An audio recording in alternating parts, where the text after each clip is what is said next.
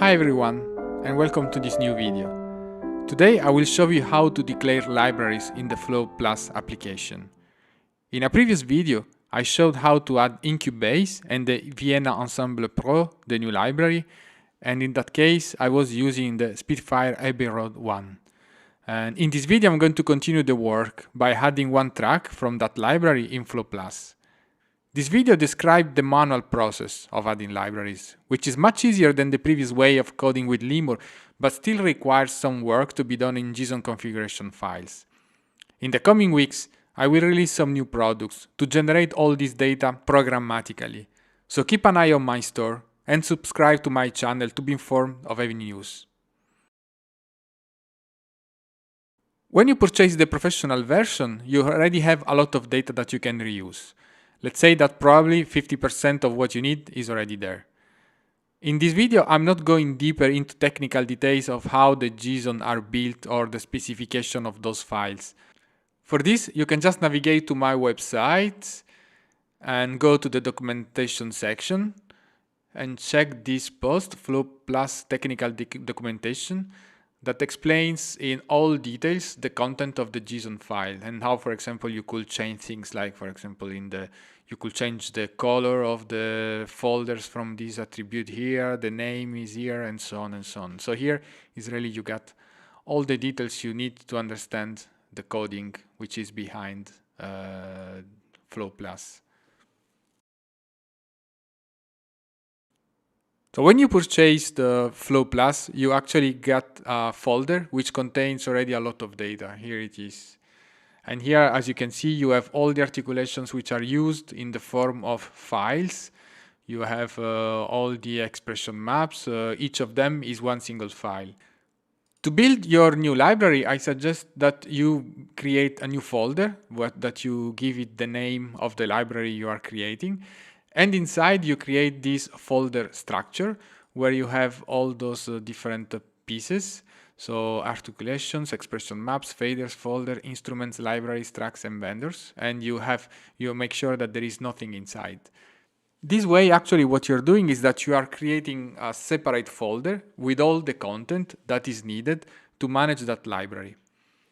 Then in the end, you will just need to take all this content and copy inside the other folder that is the one that is managed by the Flow Plus application, so that they will see that file. So why then create this folder here? It's just because of modularity. So it's good that you have one folder that you know that pack all the files that are needed for that library, so that maybe, for example, one day you want to create a template where you just have a couple of libraries, you just copy the content from here inside the other one, and then Flow Plus will just show that specific content. And it's also because, for example, when I will be upgrading Flow Plus, adding more libraries, it will be easier for you to just know actually everything that you have done on your side, and you just can copy this one on top of the one of Flow. So let's start here. As we said, we are going to use this track here from Cubase, and once the folders are put in place, the first one for which we are going to add content is the folder called vendors. And as the name speaks, here you're going to put the name of the vendor that is providing that library. So navigate into the full data here, and actually for this one it's quite simple. You will just to copy the Spitfire audio, which is the one here. You go there and you paste it inside. So now you are just declaring that your library is sold by Spitfire audio. So next things to do is with the folders. In the folders here, you will need to add objects which are all related to the folders in Cubase that contains the tracks that you want to add. So in that specific case, we are going to add this one here, and this one here is located under the brass family high, as you can also see from the name BFH. So what we need to do then is to again go in the folder that contains all the data, locate the B, the brass family and the brass family high, and copy those and paste them inside your library folder. Of course, in that case today we are just looking at one track. Actually, you should do this for all the folders where there is a MIDI track inside. Next things to do is with the instruments. So for all MIDI tracks that you want to add, you need to identify the instrument which is behind that, and you need to copy inside the instruments folder. So for that one, pretty simple. So we are going to add horns. So it will be the horn instrument. We go here, and in the long list of instruments, you can see that I find the b.horn, which means brass.horn. I copied that file and I put it inside here.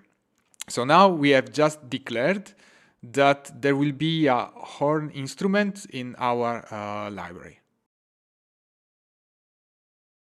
Okay, so far it was pretty simple. Now is the moment to go a bit into the most complex part, which is the one actually that makes the communication with Cubase, with the concept of the MIDI events, the generic remote, and the presets. We will do that with the libraries folder. So here, as name speak, you will need to create one file which contains all the information related to the library we are going to add. I suggest not to start from scratch, but instead I'm going to copy this one, which is the Spitfire Albion 5 library, and paste it here inside and start to work on this. To do that, you need an editor which is able to format the JSON data. In my case, I'm using NetBeans. So here is the file. This is the one from Spitfire Albion 5. Okay, before actually editing, before editing, we should change the name. The name of the file should be equal to the name of the library. So here it is. Now we open it again. And here it's this. So let's start tweaking the content of this file. First of all, the identification of the object has to be equal to the name of the library. The ID also. The name here is the one that will be actually shown inside Flow Plus. The vendor ref, when you see ref in the end, it means that is a reference to another object through the ID of that object. So here we need to put the reference, the ID of the vendor. So in that case, so we are going there and we can open it. The ID of the vendor that we use is SA, Spitfire Audio, and that's it, that's the right one. Next, the section ref is a reference to a section, which in our case, so where we can find this data, it's here in System, Sections. So we just open that one, and you can see here you have strings, square. These typically are the same ones that you find here in Flow Plus. So orchestra, woodwinds, brass, percussion, strings. So in that case, the Abbey Road one is an orchestra library, because it's one library that contains multiple sections. So in that case, I put them inside the category orchestra. And so then what we do is that we take this ID here. Where is it? Orchestra here. So we copy that one and we put it there, which is already the case. All right. The order here, that's the order that actually will define so the order of visualization of that library inside Flow Plus. In that case, this number is linked to Albion 5. So if we go there, so it's this number is the order of this one. So if you want, for example, to make it appear right after this one, I mean, just put one number more and it will be appearing right after this one. Then we need to remove this part here and add here a list separated by comma of reference to instruments. So which instruments are we adding so far? It was the horn here, and the ID is this one. So we just copy this and we put it here. So what we are saying here is that actually we are declaring that this library has a as these instruments in one of each MIDI track. Next things is that we are going to empty this list here, and we are going to keep it empty for the moment, and then later on we will need to add the Cubase MIDI tracks that we create. And the same here, if we go add instruments, let's not forget to add them in that list. As soon as there is no Cubase track reference added here, this library will not show up in Flow Plus. Next things to do is the object quick controls. So as you can see, it's an array made of 1, 2, 3, 4, 5, 6, 7, 8 faders, which is exactly the 8 faders that you can see in the quick controls here in Cubase.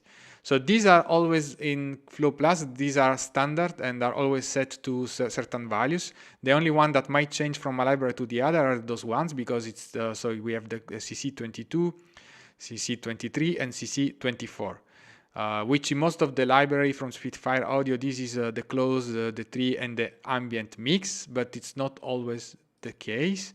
And for example, it is not the case for this library here, where we can see that the first 3 microphones for, okay, with the right click, CC22, CC23 and CC24. So these are the mix 1, the mix 2 and the vintage 1. So what we need to do here is that we need to declare, so for the last 3 ones, those other microphones.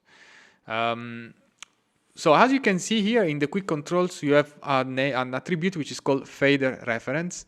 So again, this is the ID of a fader that we are referencing by ID.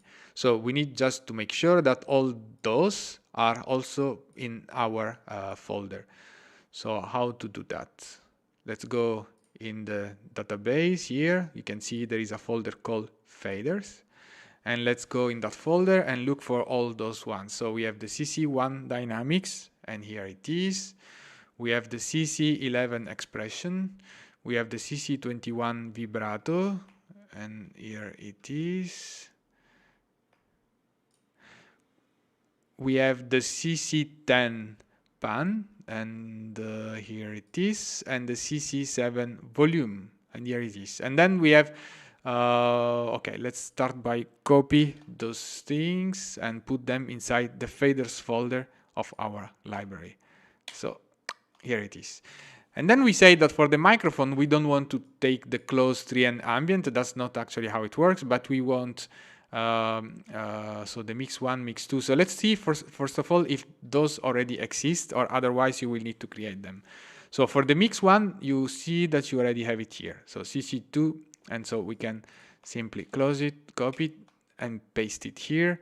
And here we put like the reference. So CC2.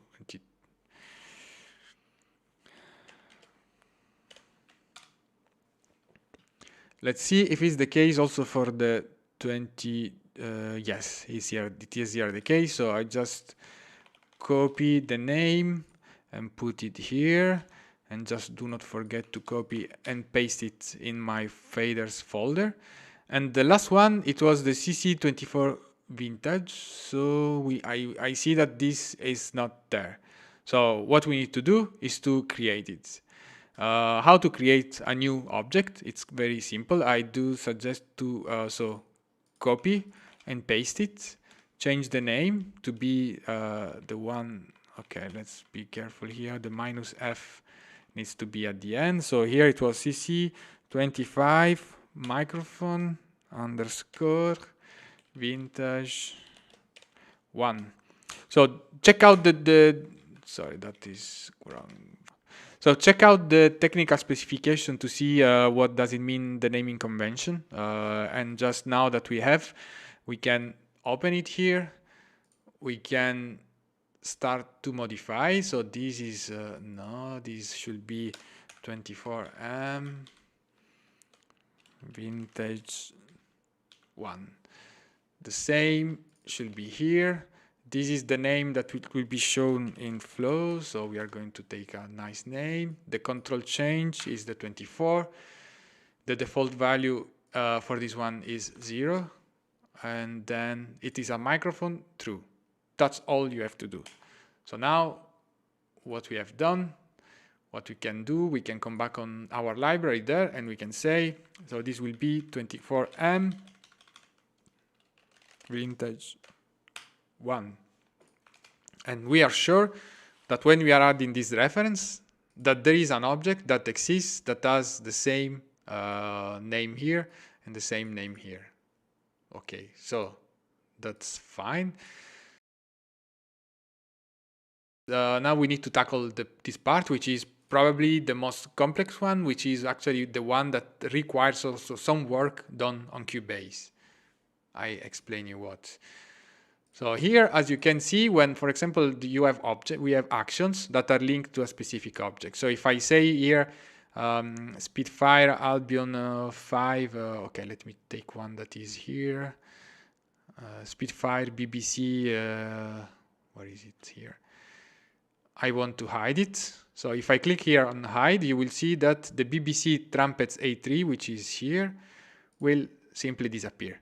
And that's because there is a logical preset which has been created to hide that track.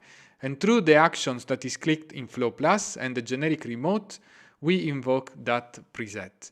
So you have two things to do at this time. You will need to create the generic remote and the logical preset. Let's start by creating the logical presets. So for that specific object of library, you will need to create 3 events. One that shows everything which is linked to that library, one that hides everything which is linked to that library, and one that hides everything which is not linked to that library. So those are the 3 presets that you will need to create. So if we go there and we open Project Logical Editor, we can load in the template.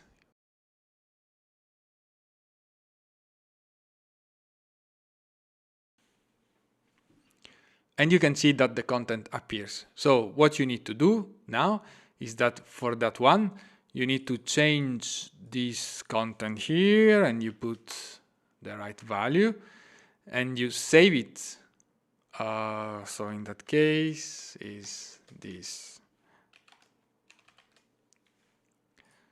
It will say exist, yes.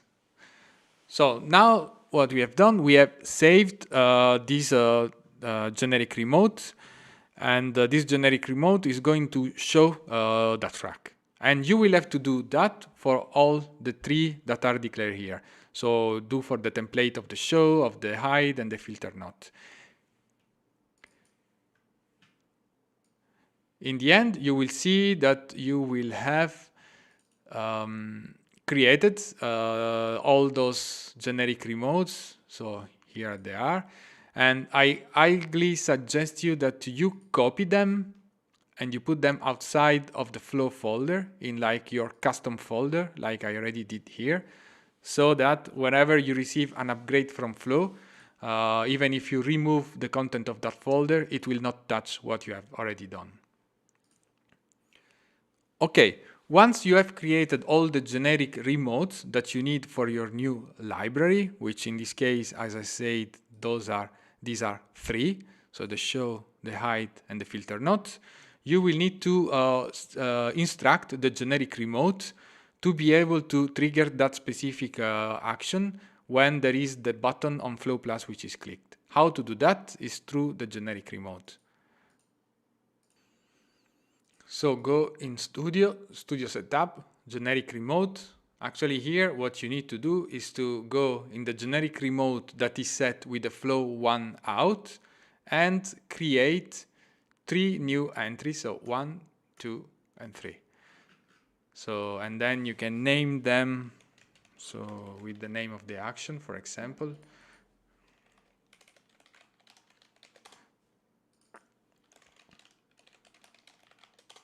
All right, and then you should set what is the MIDI channel that triggers that preset, what is the value. And I highly suggest you to use, for example, the MIDI channel 15, because on my side, I'm starting from 0 and I'm going increasing. So if you use the 15, it will be pretty okay. So you put 0, 1, and 2. So we have created actually 3 different actions. And then here below, you also have the 3 of them. You need to put all of them to command. Process project logical editor.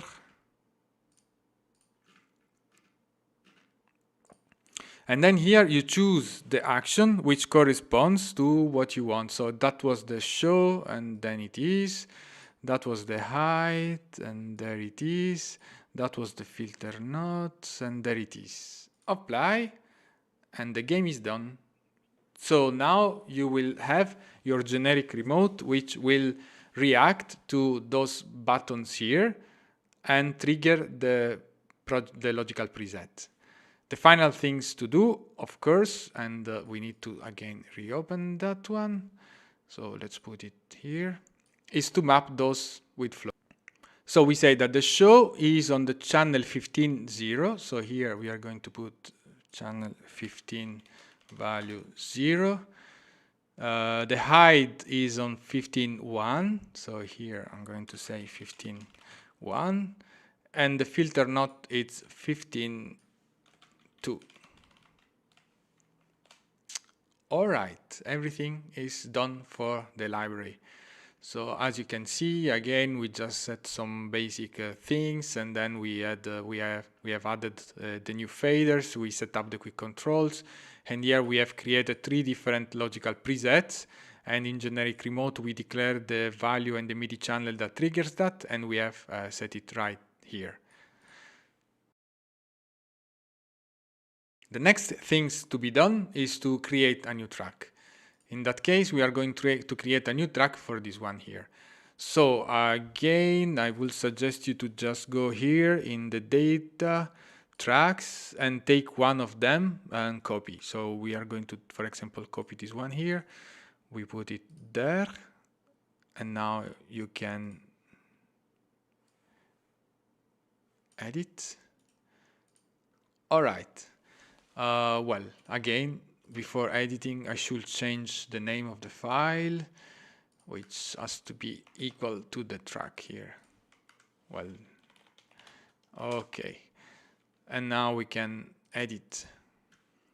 So here, the very first things that you have on top is the MIDI channel, value 1 and value 2, that Cubase sends to identify the track.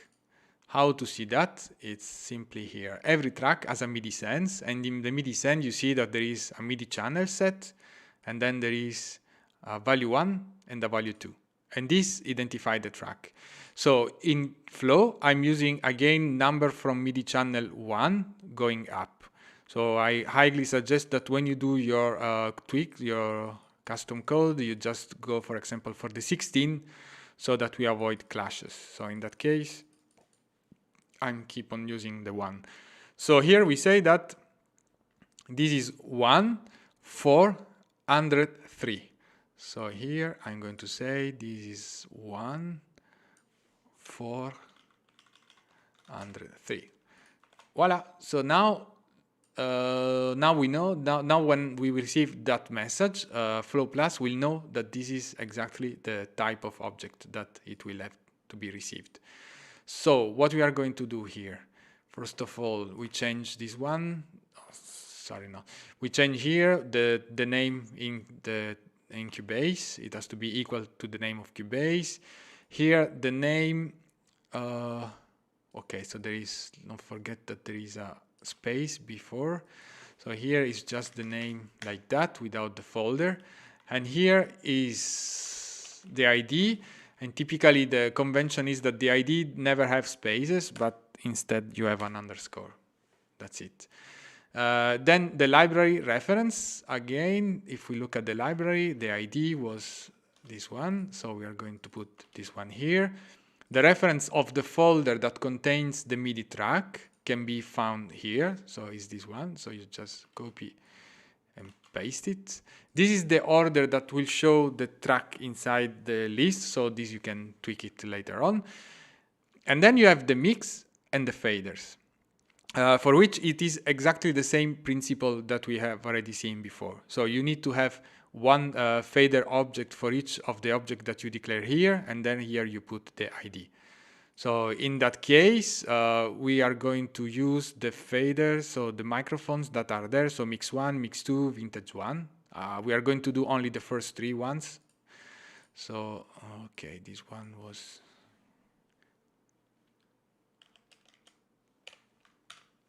mix 1. The second one was mix 2. This one was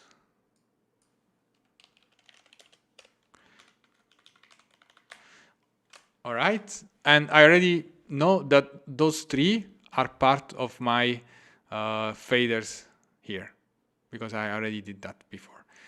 And then the same, you have to do it for the faders. So the dynamics, expression, release, tightness, reverb, and volume, which if we look at the library here, this is exactly what you have. So you have the reverb on 19, you have the release on 16, tightness on 18, and vibrato on 21, but well, this is not used, so we don't need it.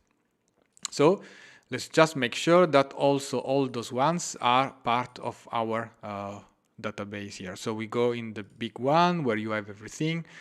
The CC1 and CC11, we already took them. So now we need the CC17 release, CC18 tightness, CC19 reverb. So here they are. So I just copy those and paste them here, so that now I'm sure that those are also part of my library, since I'm referencing them from here. And then finally we have the reference to the instrument that we have here, which is this one.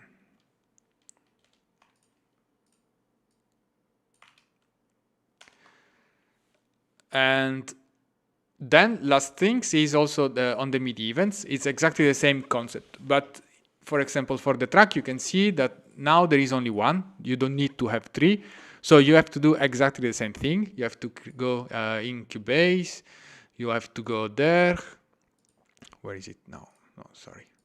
So you have to go there. Flow in the templates. You have the template for track to show. You can see, and then here in this parameter 1, you will need to copy exactly this content that is exactly the name of the track, and then you can save it with a specific name. And again, you go in the studio setup on the generic remote, and this time for the tracks you should use instead the generic remote with the flow 2. So that is this one.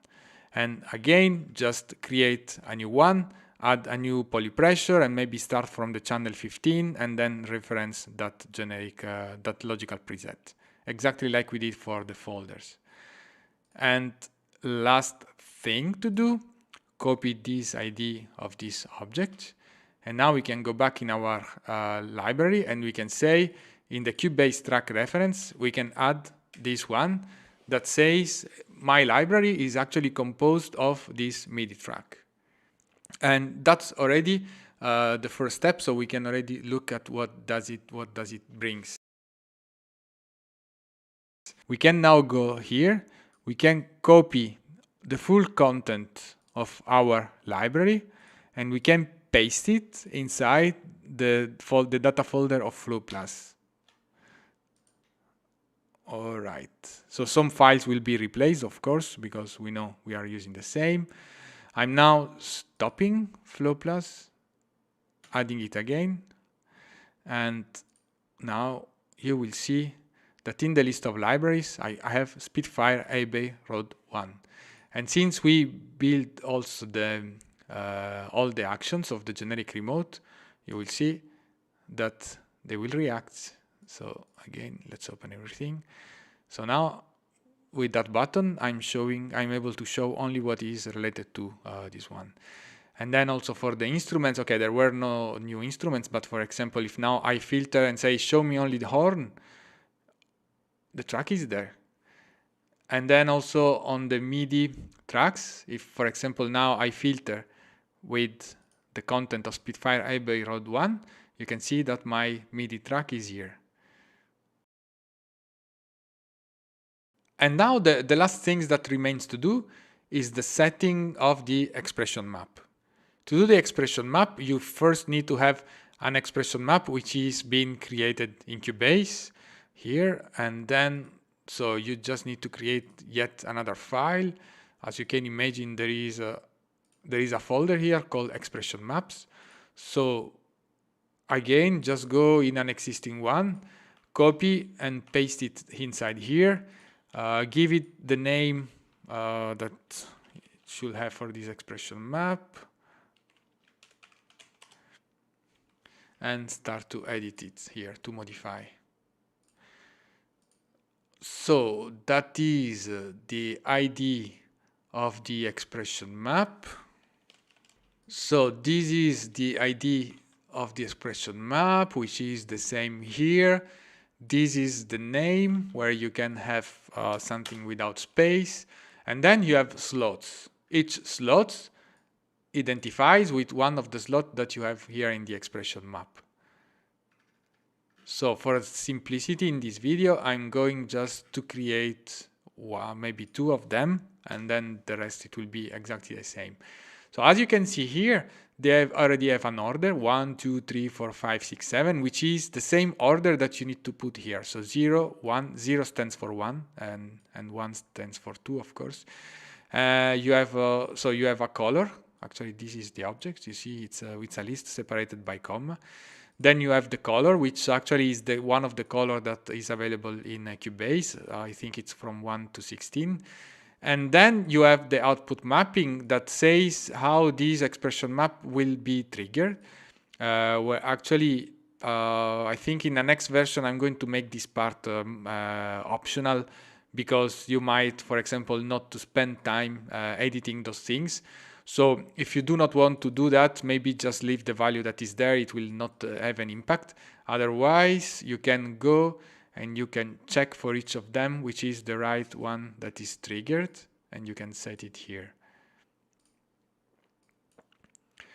So you can see this is the C-2, and the second one is F# -2. So I can say C-2 and F# -2.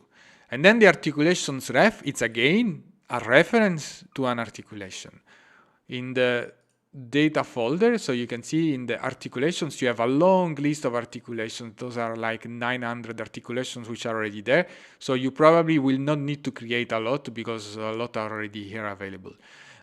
So we can see from the library here that the first articulation is long. Well, it's better to see here from Cubase. So the first articulation is the long one. So let's go here and let's check it. So where is long? Here it is. So we copy this one and we paste it inside the articulations folder. All right. And here we put the ID, and so we can always open to see what the ID is, but typically it's the same of the name, so it's long. And now here we are going to put long. The second one is called swell long. So let's see if it's already in the database. We see that there is not swell long, but there is swell. We might be using this one, or eventually we might just create the one that we need. So we copy it swell and we paste it in our datasets for the library. We rename it, always, so never a space, but just with underscore and all uppercase, and we start to edit it. And here we can see, so very simple, swell long, the short name and the long name that will be shown in the app. So the short name can be like this, the long name can be like that. The order, actually, you don't really need it. I'm going to deprecate this attribute. And then this one is the information in Cubase, either if this is an attribute or direction. So you should check with Cubase, but I'm sure this is a direction in that case. And now that we have it, we can copy the ID and we can put it in the expression map. All right. I just noticed that I made a mistake here when I renamed the file, because this has to end with -x. All this information, it's available actually on the technical documentation, so I suggest to also have a look there. We have actually finished we can now test everything again. So what we do, we copy the content of our library and we put it into the application. So now we can stop it and launch again Flow. So you can already see that for the very first things is if I click here, well, let me maybe put it smaller. You can see already that the content of the library is there with the two articulations that if I click on will make the switch of the articulation here, and of course also inside Vienna. So as I see it's well long, long, and long. That you can see that if I click here on the library and I show like the tracks, I can now click on the information and I can see the expression map. I can see the faders which are there and the microphones which are there. I can control the quick control, so you can see the mix 1, mix 2, and vintage 1 that we added, the microphone that we just added, mix 1, mix 2, and vintage, and the controllers that we declare. So this is everything. Now just so if you want to add your libraries, you just need to have to iterate over the tracks and add all the tracks. You will see that at a certain moment you will not need to add much more articulations because they will be almost all there. And as you can see in Flow there are already almost 900 available, and which is also increasing with the time. And maybe just to make a small recap of what we have done and what you need to do. So you need to create your folder of the library inside with that skeleton of folders.